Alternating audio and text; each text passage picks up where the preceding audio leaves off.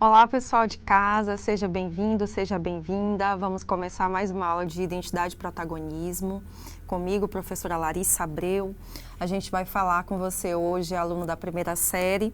Vamos falar sobre democracia e cidadania, que é um assunto que possivelmente vocês já devem ter escutado demais aí em diversas aulas, né, sobretudo nas ciências humanas, mas sem dúvidas esse é um assunto que faz parte do dia a dia de vocês como pessoas, como cidadão, como cidadã, para entender um pouco melhor os seus direitos, os seus deveres, para compreender como que a gente constrói um ambiente democrático, né? Então que a gente possa aí aprender esses fundamentos do pensamento e da cultura democrática para poder levar como ações, ideais, né, e nortes para o nosso dia a dia e também para a convivência escolar, para o nosso trabalho, né, para outros ambientes, porque tudo que a gente faz na vida tem a ver com política, com democracia e com cidadania, né? Seja a partir daquilo que nos é direito, né? Seja o direito social, né? Um direito político,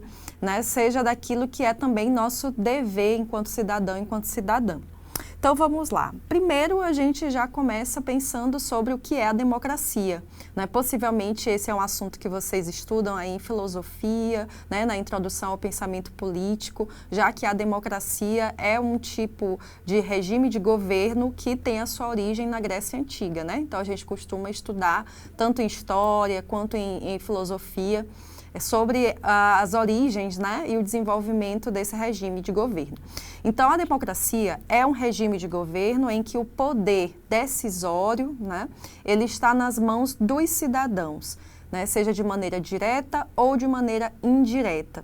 Então, a gente pensar aí a democracia como esse poder que emana do povo, né, ou seja, que vem dessa soberania popular, seja para eleger seus representantes, seja para, de forma participativa, tomar suas decisões, né? Mas a democracia inaugura esse tipo de pensamento ético-político que tem a ver com uma decisão coletiva para o bem comum, certo?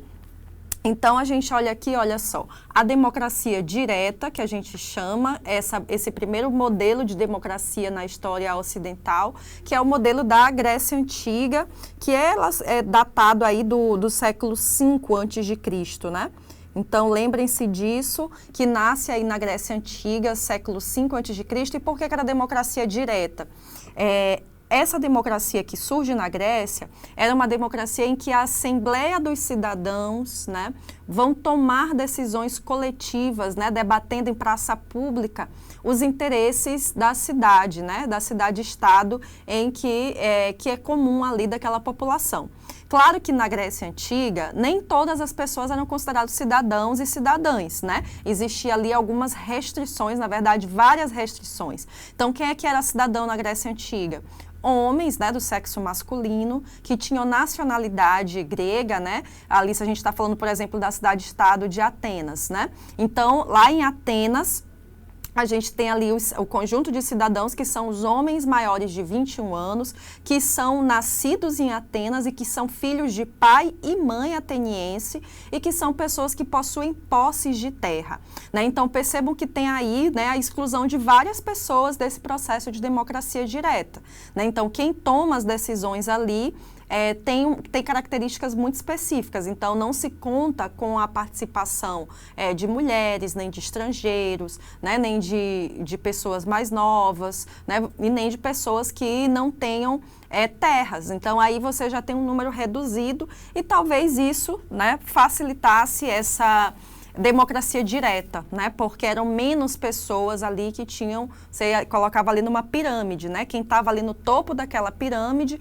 é que tomava as decisões nessa democracia, onde as pessoas debatiam os interesses públicos, né? Então tomavam decisões que tivessem a ver ali com o bem comum, com o uso coletivo, e aí isso era sempre debatido de forma dialogada ali entre os participantes. Então, esse é o primeiro modelo que se tem de democracia, né, um ideal democrático, que nem é tão ideal assim, né, já que a gente tem aí essas diversas exclusões de pessoas que não eram consideradas cidadãs. Depois a gente tem aqui a democracia representativa. Então, nessa democracia representativa, a gente não tem a participação direta nas assembleias sempre, né? A gente tem ali representantes que são eleitos pela população. Então, por isso que é democracia, porque, mais uma vez, a soberania popular é que vai votar no seu representante. E a gente tem aí também a democracia participativa, que está ali colada com a representativa, né? Porque nessa democracia participativa é uma faceta da democracia em que a gente tem a participação da população nos conselhos, nas políticas públicas, né? nas assembleias e comitês. Então, existe aí uma organização social que, de forma direta ou indireta, participa também dessas decisões dentro da democracia representativa, né? Então, olha só essa diversidade que a gente tem aí para pensar o desenvolvimento da democracia, né? Então, aqui, trazendo mais elementos da história, a gente tem que no final do século XVIII, e aí, gente, o que é que está acontecendo no final do século XVIII, gente? É importante vocês lembrarem disso. No final do século XVIII, a gente tem aí a mudança, né, do feudalismo, né? Então, o feudalismo ele vai deixar de existir como um sistema econômico. A gente tem aí já o início da ascensão do capitalismo, a partir desse começo aí da primeira Revolução Industrial. A gente já vai ter aqui, né, essa estruturação do Estado-nação. Isso é muito importante, porque a gente tem aí uma queda do absolutismo, e essa queda do absolutismo, ela vem através do quê? Ela vem através principalmente aí da Revolução Francesa, né? Então, a Revolução Francesa, que aconteceu em 1789, vai trazer uma série de transformações, porque, por exemplo, é com a própria Revolução Francesa que vai se ter a escrita da Declaração dos Direitos do Homem e do Cidadão. Então, essa declaração, ela vai trazer uma série de princípios de cidadania, né, ligada aí ao início da República, né, a essa estruturação do Estado-nação. Então, você vai ter uma série de características, né, dos ideais de liberdade, de igualdade, de fraternidade, né, como sendo esses ideais da Revolução Francesa, que vão figurar ali como princípios fundamentais da Declaração do Homem e do Cidadão, né? Então, o cidadão passa a designar todas as pessoas que fazem parte desse Estado-nação, né? E aí a gente tem uma ampliação dessa compreensão de onde emana o poder, que não vai emanar mais do Estado absolutista, das monarquias, mas sim do povo, né? E aí esse é um primeiro aspecto dessa democracia, um segundo aspecto, né? A gente já falou aí do início com a Grécia Antiga, e a gente fala aqui também do século XVIII, da modernidade. E aí, quando a gente vai um pouquinho mais à frente na linha da história, a gente tem aqui o surgimento do estado de bem-estar social, né? Que também é chamado de estado de providência, né? Se vocês verem por aí esse nome também, é a mesma coisa, né? O estado de providência ou o estado de bem-estar social. Então, o crescimento desses movimentos sociais, buscando aí pós-revolução industrial, isso aqui já é onde, gente? Isso aqui já é o século XX, tá? Não esqueçam disso. Então, no século XX, a gente já vai ter aí, as pessoas se perceberam, né, muito vulneráveis dentro do processo de revolução industrial, de ascensão do capitalismo. Então, tem uma exploração muito grande, né, de trabalhadores e trabalhadoras. Então, o estado de bem-estar social vem como uma alternativa para suprir os direitos a uma vida digna, né? Então, o Estado passa a ser o principal responsável por dar providências para que as pessoas tenham seguridade social, para que as pessoas tenham acesso a uma boa moradia, a uma alimentação adequada, para que as pessoas tenham acesso à saúde, à educação, né? Porque esses direitos, eles não eram acessados de maneira igualitária por todos, né? Então, aqueles mais vulneráveis acabavam não tendo essas providências, não conseguiam alcançar esses lugares, né? Então, essa vulnerabilidade social fez com que vários movimentos sociais surgissem, uma organização popular grande, né? Então, essa vida pública começou a se movimentar, fazendo com que os direitos sociais fossem cada vez mais identificados como necessários e sendo vinculados aí, ó, como um dos atributos da cidadania, né? Os direitos sociais. Então, isso aqui é muito importante, esse processo de transformação, para que vocês compreendam essa relação entre democracia e cidadania. Então, olha só, a cidadania, ela tem aí essa santíssima trindade, vamos dizer, né? Esse círculo aí de como é que funciona. Tem que ter essa tríade, né? A gente tem aí essa compreensão de que para que a cidadania exista, é preciso ter essa tríade em que a gente tem leis, né? Que são as normas para o bem comum.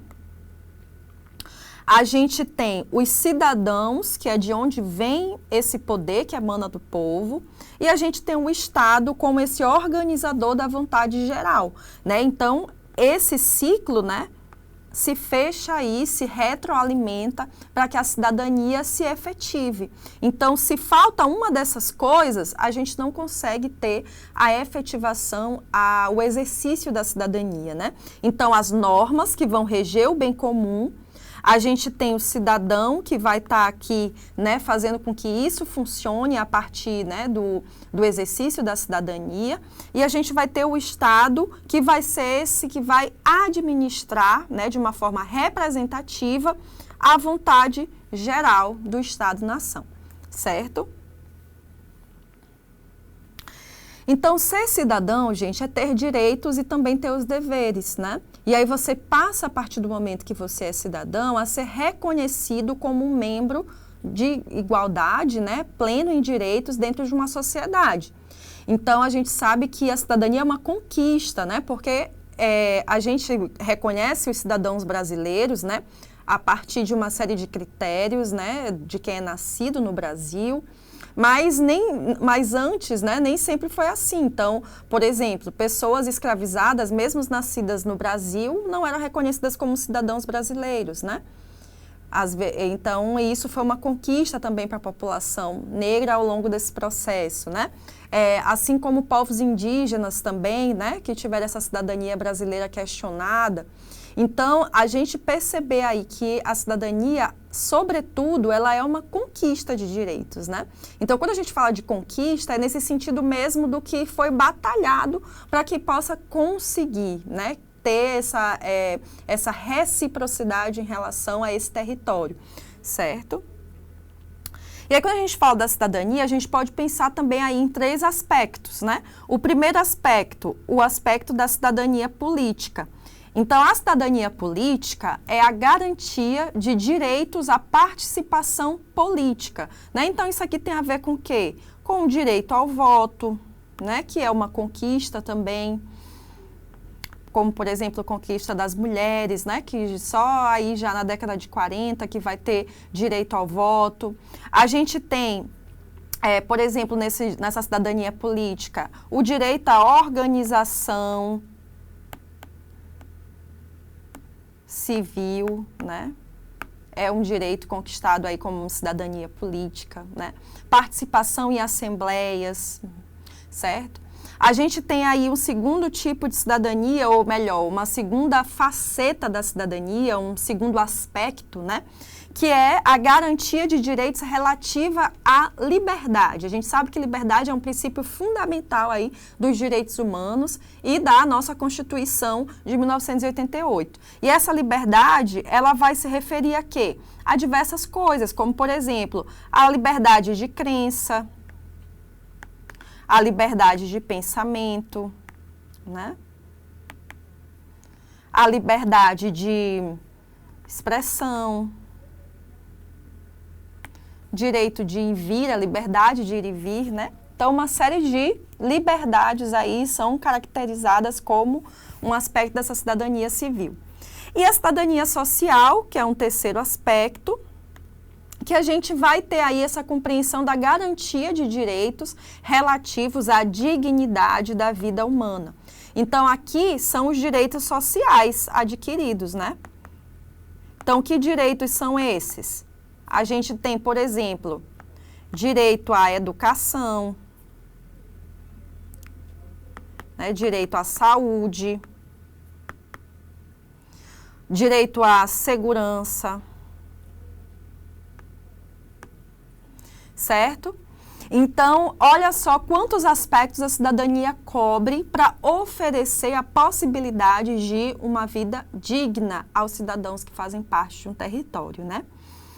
E aí a gente percebe que qualquer ferida, né, em um desses aspectos da cidadania, a gente já tem ali uma cidadania que não está sendo exercida ou não está sendo possível de se viver de maneira plena, né? E a gente sabe que isso é um desafio muito grande, poder ampliar cada vez mais o exercício, as condições, né, para o exercício da cidadania. E aí, olha só, a gente tem aqui exemplos de exercícios da cidadania, né? Participação nas eleições, que é um exemplo clássico que a gente precisa lutar para que as pessoas entendam a responsabilidade e a necessidade de participar das eleições de maneira crítica, de maneira envolvida, participativa, né? A gente tem aí a participação em audiências públicas, que é uma coisa que às vezes as pessoas não participam, às vezes ou porque não conhecem, ou porque o convite, né, não chega até elas nesse sentido de a audiência para assuntos de interesse das pessoas, da população, às vezes não chega, né, a quem realmente interessa discutir. Então, por isso a gente precisa se envolver, né, ficar de olho aí em como tem funcionado nossas câmaras, né, municipais, estaduais. A participação em referendos e plebiscitos, né? Vocês já ouviram essas palavras? Né? Então, o que é um plebiscito? O plebiscito é uma consulta, né, que se faz à população sobre um determinado assunto de interesse da população. Né? Então, por exemplo, a abolição aí da escala 6x1, a escala de trabalho 6x1, que você trabalha 6 dias, né, e descansa 1. Né? Então, a gente tem aí propostas quanto a isso. Né? Então, se tem uma proposta quanto a isso, tem aí um plebiscito que pode ser colocado, né, e que, falando aqui em termos de, para a gente se localizar, né, no ano de 2025, foi realizado esse plebiscito em relação à escala 6x1. Então, o que é o plebiscito? Vai haver uma consulta popular sobre o que as pessoas acham desse assunto, né? Se acaba com essa escala ou não. Né? Então, o voto popular, né, em urna mesmo, em outros processos, né, tem uns lugares que são feitas essa votação, que pode ser em escola ou então em sede, né, de organizações. E aí, esse plebiscito ele é convocado pelo Congresso Nacional. Então, essa escuta ela é importante, né, porque justamente aproxima do interesse da população, faz com que a população possa opinar, discutir, né, possa deixar ali de forma clara, né, quais são os seus interesses, e isso vai servir de base para que uma determinada lei ou ato administrativo seja escrito, certo? Então, esse é o plebiscito, é essa consulta popular que é uma forma de estimular, fortalecer a democracia, né, de uma forma participativa. E a gente tem aí o referendo. O que é o referendo? Após existir aí o plebiscito, existir aí a escrita dessa lei ou desse ato administrativo, é feito aí novamente um momento de referendo, em que vai ser para ouvir a população quanto à qualidade daquilo que foi decidido, né? Se estão de acordo ou não. Então, olha só que bonito é a possibilidade, né, que a Constituição Federal nos dá de garantir que, como exercício cidadão, a gente possa, né, votar aí em assuntos, né, que são de interesse, né, votar de forma direta. Então, esse exercício da cidadania, olha só outros exemplos: organização sociopolítica, proteção do patrimônio público, né? Então, são também formas da gente ver aí a nossa cidadania sendo exercida de uma forma ativa. Então, olha só, Quando a gente fala também aí de direitos fundamentais e deveres fundamentais na cidadania, é importante a gente entender do que a gente está falando, né? Então, para a gente trazer aqui alguns exemplos que possam te ajudar a entender o que é o direito, o que é o dever do cidadão, a gente pegou aqui esse quadro, né? E esse quadro traz aqui informações importantes, que, claro, a gente tem vários outros direitos, mas aqui a gente traz alguns dos direitos fundamentais do cidadão brasileiro, isso previsto pela nossa Constituição Federal, né, do ano de 1988. Então, a gente tem aqui, olha só, todo cidadão brasileiro tem direito a ter uma vida digna, a ter liberdade e igualdade, propriedade e moradia, segurança, educação, trabalho, saúde e o direito à organização política. Claro que a gente tem outros direitos também. Esses aqui são direitos básicos para vocês entenderem aí, né, que são direitos amplos que todos nós temos.